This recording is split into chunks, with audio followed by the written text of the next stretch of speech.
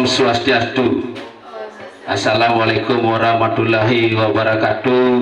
Salam sejahtera, namo buddhaya dan rahayu. Yang terhormat Bapak Kepala SMP Negeri 1 Amlapura dan rekan-rekan guru yang saya hormati. Mohon maaf ya, pada hari ini saya mengganggu rekan-rekan guru untuk bisa berbagi aksi nyata melalui komunitas belajar Braille Spensapura.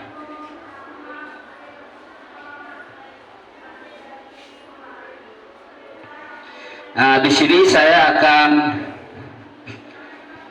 mempresentasikan RTL itu sebagai kelanjutan daripada apa yang saya dapat pada PPG Guru PJOK yang saya ikuti selama kurang lebih 8 minggu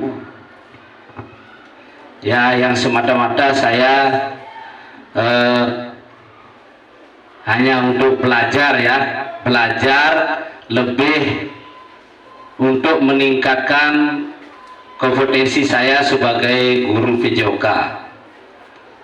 Nah, di sini saya akan mempresentasikan mengenai tradisi yang hilang, di mana saya mengambil permainan tradisional. Nah, di sini permainan tradisional hampir punah ya, dengan judul Ultraman Dagongan, yaitu festival olahraga tradisional menyenangkan melalui dagongan. Nah, lanjut. Adapun yang melatar belakangi diantaranya yaitu satu, peserta didik kita saat ini masuk dalam generasi Z yang menerima informasi secara cepat melalui internet, sebagaimana informasi ini mengandung nilai-nilai yang tidak sesuai dengan tradisi leluhur Indonesia ya, leluhur kita. Bila mereka terus terpapar, dikhawatirkan nilai tradisi asing akan menghilangkan atau menggantikan tradisi lokal yang luhur, terutama permainan tradisional dagongan yang harus kita lestarikan. Yang kedua, bermain tidak lagi menjadi aktivitas fisik. Beda dengan zaman kita dulu ya, permainan itu sebagai sore-sore biasanya kita kan bermain tuh, permainan tradisional, apa namanya, petak umpet, main hadang dan lain sebagainya, yang menjadi tumbuh kembang anak. Nah, permainan sekarang yang dimainkan anak adalah game online. Nah, di sini kelihatan aktivitas fisik tidak berkembang karena kebanyakan rebahan sambil mainkan HP melalui game online itu ya,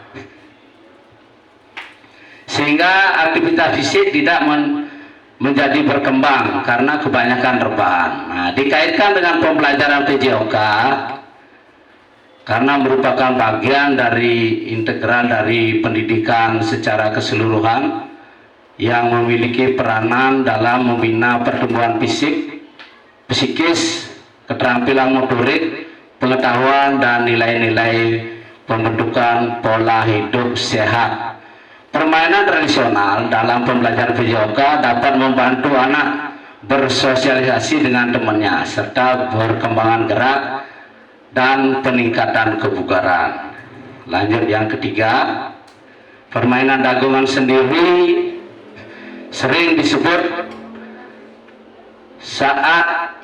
sering dilombakan ya saat peringatan HUT Kota Amlapura, dan sekolah kita sering mengikuti lomba permainan tradisional baik tingkat kabupaten dan provinsi.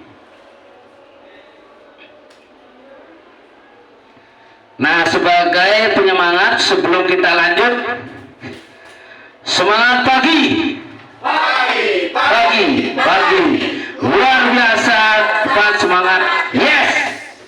kita lanjutkan ya dengan tujuan daripada program ini. Yang pertama itu tujuan khusus, yaitu menumbuhkan rasa menghormati keanekaragaman budaya dan membudayakan dan melestarikan olahraga tradisional di kalangan masyarakat, khususnya pada anak usia sekolah. Kemudian tujuan khususnya yaitu dari segi afektif atau sikap, siswa belajar untuk bekerja sama dalam tim.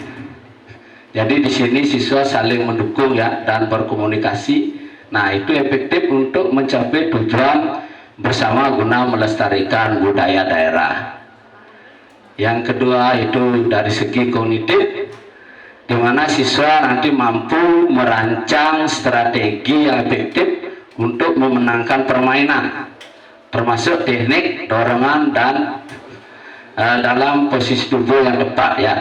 Main dorongan, dagongan itu kan mendorong, kebalikan dari tarik tambang. Kalau tarik tambang itu menarik, ini mendorong. Kemudian dari segi psikomotor, siswa mengembangkan kekuatan dan daya tahan otot melalui aktivitas mendorong dalam permainan. Ya, lanjut lagi. Nah, ini capaian dan hasil yang diharapkan dalam program ini, yaitu dengan arahan dan bimbingan guru, siswa dapat bertanggung jawab dalam keputusan yang dibuat dalam implementasi SEM. Yang diharapkan siswa mampu memiliki pengalaman seperti dunia nyata. Nah, SEM di sini dalam artian adalah kalau di olahraga itu di PJOK ada 3 ya, yaitu pendidikan gerak, pendidikan kebugaran, dan yang terakhir ini pendidikan SEM. SEM di sini adalah Sport Education Model, artinya siswa diajarkan untuk membuat suatu festival atau lomba. Nanti di sana yang menjadi panitia keseluruhannya adalah siswa, kemudian pesertanya juga siswa. Nah, yang kedua itu dengan cara menggali bakat dan minat siswa melalui implementasi SEM. Sebagai guru mampu memberikan pembelajaran yang berpusat pada siswa dan sesuai dengan kebutuhan belajarnya. Yang ketiga, dengan mengeksplorasi kearifan lokal dan budaya daerah sebagai sarana melestarikan budaya. Ya, ini penting nih ya, melestarikan budaya tradisional. Kemudian kesadaran untuk selalu menerapkan budaya hidup sehat dan bergerak sepanjang hayat. Nah, itu capaian dan hasil yang diharapkan. Lanjut ke program dan kemitraan. Nah, 1. Pengembangan permainan tradisional dengan menerapkan SEM berbasis aman, menarik, dan bisa dinikmati oleh orang banyak. Nah, ini di sini kemitraannya ya, berkolaborasi dengan warga sekolah dalam melaksanakan program permainan tradisional. Nah, di sini dalam implementasi SEM itu kita perlu berkolaborasi dengan semua warga sekolah ya. Misalnya contoh, dalam penerapan SEM itu kan ada lomba tuh. Nah, itu didokumentasikan oleh ya siswa bekerja sama dengan guru TIK gitu misalnya. Kemudian yang ketiga, kegiatan permainan tradisional akan diadakan akhir semester ya, dengan peserta adalah kelas 9. Jadi yang mempraktekkan atau mengimplementasikan model SEM itu adalah siswa kelas 9. Nanti di sana ada sebagai panitia, ada sebagai peserta. Guru hanya sebagai fasilitator, artinya mengamati kegiatan yang dilakukan oleh siswa. Lanjut tentang kapasitas yang dimiliki oleh sekolah ya, yaitu aset manusia seluruh warga sekolah, di mana itu kepala sekolah, guru, tenaga pendidik, siswa dan siswa untuk mendukung kegiatan. Kemudian aset sosial berupa norma dan aturan yang berlaku. Aset budaya melestarikan permainan tradisional sebagai budaya bangsa. Kemudian aset fisik adalah sarana dan prasarana untuk mendukung pelaksanaan program. Kalau di sini fisiknya cukup ya untuk melaksanakan program festival dagongan cukup rasanya, karena tidak membutuhkan tempat terlalu luas, paling hanya 18 kali 2 meter. Kemudian aset politik berupa kewenangan daripada kepala sekolah. Lanjut, aset alam dan lingkungan, yaitu memanfaatkan bambu yang ada di lingkungan untuk membuat permainan tradisional. Kemudian aset finansial adalah bersumber dari dana BOS. Nah, ini rencana evaluasi. Evaluasi daripada kegiatan ini adalah evaluasi menyeluruh setelah pelaksanaan selesai, apa yang sudah baik dan apa yang harus ditingkatkan, melihat dari umpan balik siswa, bisa lewat wawancara atau catatan. Kemudian ada dokumentasi kegiatan baik video maupun foto. Nah, dari situ kita nanti bisa melihat ya kegiatannya, bisa dilihat lagi untuk mengevaluasi. Jadi setelah direkam nanti kita putar lagi videonya, nanti di sana kita lihat. Nah, melalui video tersebut kita bisa mengevaluasi untuk langkah-langkah selanjutnya ya, pelaksanaan selanjutnya.